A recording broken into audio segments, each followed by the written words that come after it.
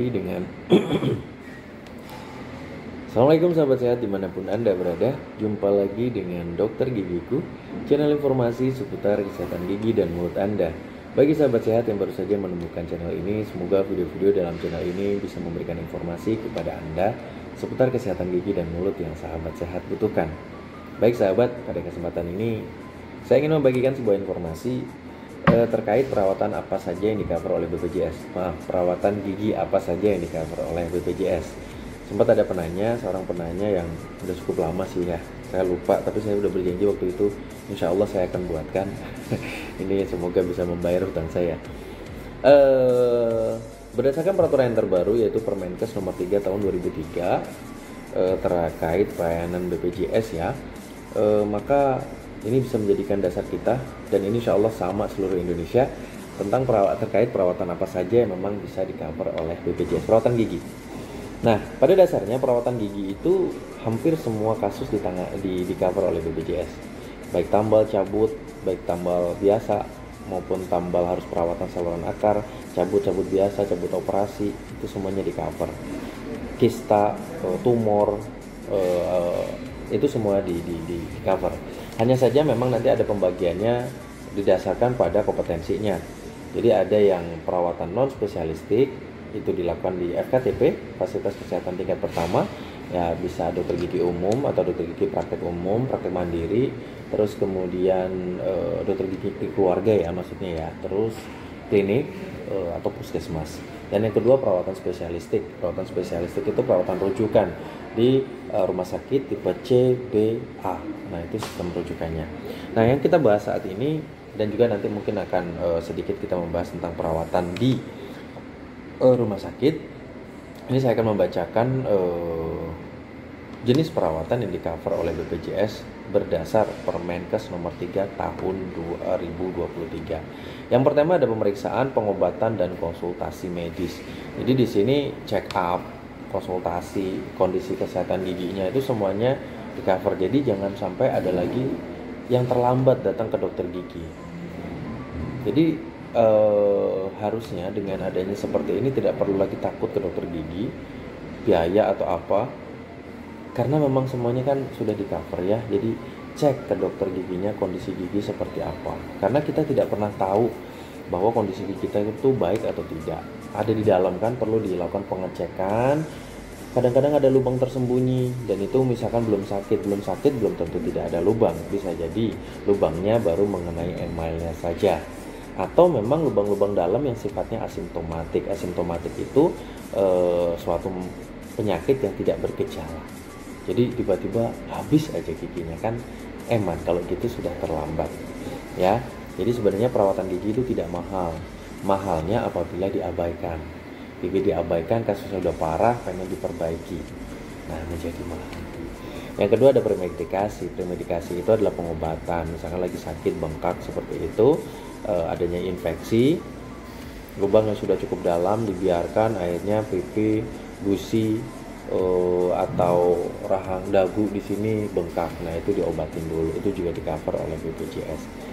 Selanjutnya ada kegawat daruratan orodental. Jadi kegawat daruratan orodental itu kegawat daruratan yang sifatnya pada oral, mulut, dan gigi.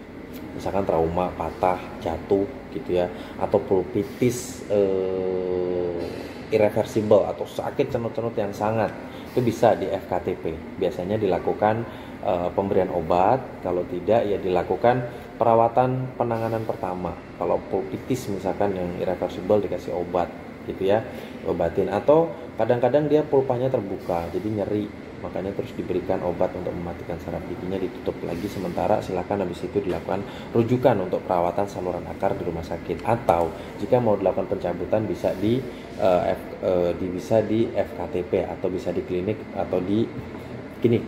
Untuk memudahkan saya bilang FKTP aja ya tadi ya. FKTP itu klinik dokter gigi maupun di puskesmas ya, di FKTP. Nah, selanjutnya ada pencabutan gigi sulung melalui metode topikal atau infiltrasi. Jadi pencabutan gigi anak-anak baik yang dengan bius oles, bius semprot maupun bius suntik itu di-cover oleh BPJS di FKTP. Jadi kalau anaknya udah goyang-goyang, ya udah ke anaknya goyang-goyang, gigi anaknya udah goyang-goyang, silakan datang ke FKTP untuk dicabutkan. Atau gigi yang sudah tumbuh persistensi ya, jadi gigi sulungnya masih ada atau gigi susu masih ada, gigi permanennya tumbuh di dalam. Nah, biasanya sering terjadi kan? Nah, itu harus segera dilakukan pencabutan pada gigi sulungnya ya, bukan pada gigi permanennya. Selanjutnya ada pencabutan gigi permanen tanpa penyulit. Nah, ini pencabutan gigi permanen itu semua di cover, tapi apabila ada penyulit, misalkan panjenengan ini sudah membiarkan gigi itu lama sekali ya, sehingga dia terbenam di dalam tulang atau di dalam gusi, atasnya udah habis total, maka kalau seperti ini dengan penyulit seperti ini biasanya dirujuk ke rumah sakit, tapi tetap menggunakan BPJS. Atau pencabutan pada gigi ujung gigi bungsu ya, gigi bungsu yang mengharuskan tindakan bedah atau pencabutan dengan metode terbuka, dibuka gusinya sedikit misalkan, itu di cover BPJS tapi memang dilakukan perujukan. Nah, yang dilakukan di FKTP atau dilakukan pencabutan pada FKTP adalah pencabutan tanpa penyulit. Jadi pencabutan sederhana. Demikian. Selanjutnya ada obat pasca ekstraksi ya, pemberian obat. Kalau habis dicabut biasanya diberikan obat analgesik atau obat pereda nyeri. Kalau antibiotik jarang sekali, itu benar-benar berdasarkan pertimbangan khusus. Misalkan habis bengkak masih ada kok ada nananya sedikit-sedikit, ini resiko takutnya infeksinya menyebar, ya sudah diberikan antibiotik. Tapi jika tidak dan kondisinya baik, pencabutannya kondisi steril, maka hanya cukup diberikan analgetik atau pereda nyeri saja. Selanjutnya ada penumpatan gigi. Jadi tumpat gigi di sini dilakukan penambalan. Nah, penambalan gigi itu jujur ya sahabat, ya di sini tidak tertulis, saya kurang tahu ini. Tapi kalau saya pribadi ya memang, nah, semua jenis tambalan ya, balik gelas inomer maupun tambalan sinar. Tapi kalau menginginkan tambalan yang sinar yang ngepling, sewarna, kilaunya bagus, bentuknya bagus, itu bukan BPJS sahabat, beneran. Itu nggak bisa di cover oleh BPJS. Karena apa? Nggak nututin biayanya. Loh, kok bisa nggak nututin dok, kan udah dibayar.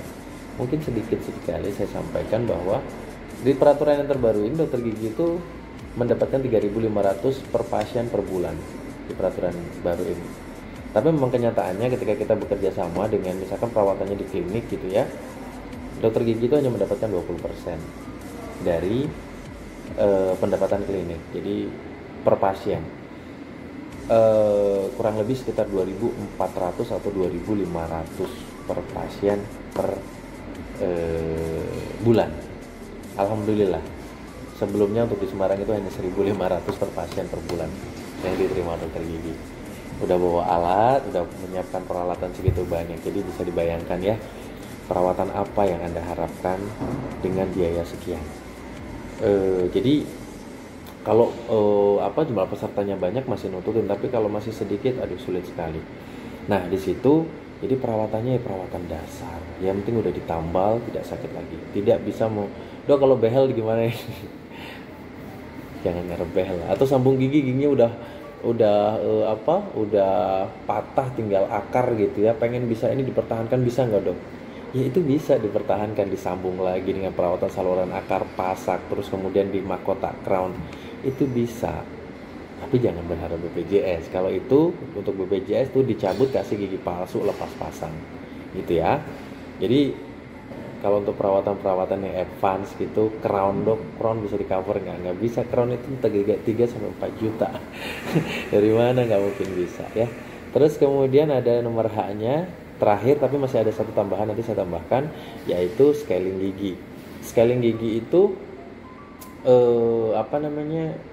di cover. Tapi di sini scaling gigi pada gingivitis akut. Jadi pembersihan kerak gigi itu di cover pada kasus-kasus gingivitis akut. Apa itu gingivitis akut? Silakan Anda cek di internet atau di Google. Gingivitis itu artinya radang pada gingiva atau radang pada gusi yang belum melibatkan tulang ya. Jadi belum masuk hanya di gusinya saja. Akut artinya ada peradangan yang saat itu nyerinya hebat gitu ya. Tanda-tanda keradangan berarti harus ada, nanti ada kemerahan, ada pembengkakan ya, ada biasanya suhunya meningkat, terus ada rasa sakit, ya, itu tanda keradangan. Dan mungkin yang terakhir ada kehilangan fungsi, tapi minimal dari nanti ada sakit, bila sakit, bengkak, kemerahan seperti itu baru masuk dalam coveran BPJS. Tanpa itu, mohon maaf, Anda melakukan perawatan umum. Dan yang terakhir, gigi palsu. Sebenarnya itu di cover gigi palsu. Hanya saja pengcoverannya begini.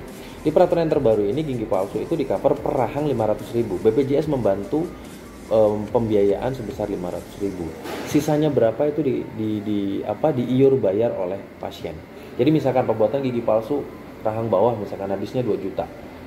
Dari BPJS akan di cover 500.000. Yang 1,5 juta dibayar oleh pasien. Begitu. Nah, tidak ditulis di sini, sebenarnya di sini ada dibaca di bab berikutnya, insya Allah ada.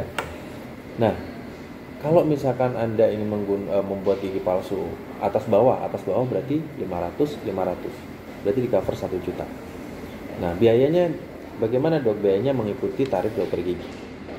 Nah, pembuatan gigi palsu itu jaraknya minimal 2 tahun baru bisa di cover lagi. Jadi misalkan sekarang 2023 membuat gigi palsu, tahun depan 2024 sahabat sehat belum bisa membuat gigi palsu yang di cover BPJS. Tapi harus 2025 baru setelah 2 tahun baru masih bisa di cover. Nah, demikian sahabat dari perawatan tadi yang pemeriksaan atau pemeriksaan, konsultasi, premedikasi, kegawat daruratan, giginya patah, perdarahan, itu semua bisa datang dilakukan penanganan. Atau gigi yang lagi cenut-cenut sangat kayak gitu kan. Terus kemudian ada pencabutan gigi sulung, gigi anak-anak baik dengan bius topikal, semprot maupun gel maupun bius dengan suntik, itu di cover. Pencabutan gigi permanen tanpa penyulit, ya. Jadi kalau ada penyulit, operasi bedah kayak gitu melibatkan, pasti akan dilakukan perujukan ke rumah sakit. Nanti bisa dipilih rumah sakit mana saja yang tersedia. Biasanya rumah sakit itu di aplikasi, namanya aplikasi Piker, itu akan muncul rumah sakit mana yang available. Jadi nanti panjenengan akan dirujuk ke sana. Memang biasanya rada lama ya. Biasanya rada lama itu mungkin bisa 1-2 bulan baru dilakukan penanganan karena memang antri waiting listnya banyak.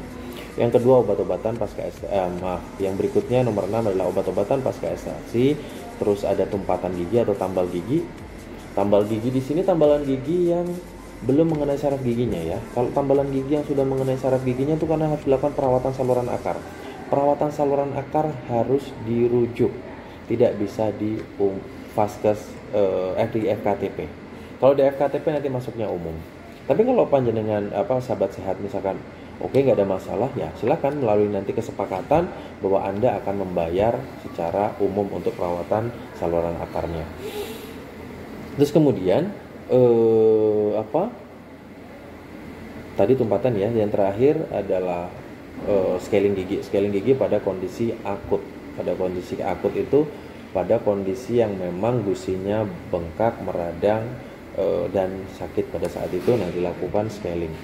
Terus kemudian ada gigi palsu, tapi gigi palsunya tadi di cover 500.000 per rahang atas dan bawah, berarti totalnya adalah 1 juta dengan jarak minimal antar pembuatan gigi palsu itu minimal 2 tahun. Kurang dari 2 tahun tidak bisa di cover BPJS.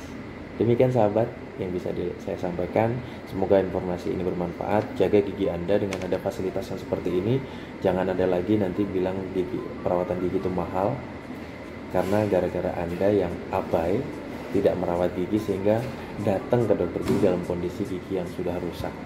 Perawatan gigi itu mahal memang karena sekolahnya mahal, alat-alatnya mahal gitu ya, bahannya juga mahal, dan semua adalah tindakan.